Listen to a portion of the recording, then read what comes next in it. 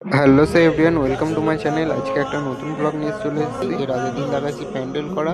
আজকে যাব ঠাকুর আনতে। দেখা যাক যে এমন ঠাকুরটা আমাদের তৈরি করেছে আর ওখানে কতগুলো ঠাকুর করেছে, ডিজাইনে কিরকম, আমি সব কিছুই দেখাবো বন্ধুরা। আমি আর এই যে রাজদীপ বসে পড়েছি ভ্যানেতে, ফ্যান ছেড়ে দিয়েছে।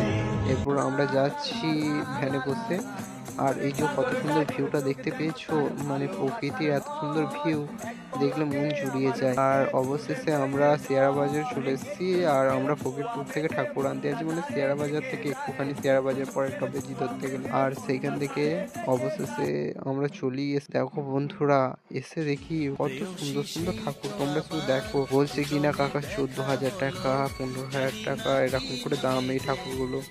7,000 টাকাও আছে। মানে এই ঠাকুরগুলো এত সুন্দর লাগছে।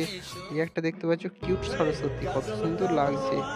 আর এরকম মতন যদি ঠাকুর নিতে চাও এই কাকুর কাছে আসতে পারো, দিয়ে এসে আগে থাকতে অর্ডার দিতে পারো। এটা হচ্ছে ফকিরপুরে ঢালে করা হচ্ছে।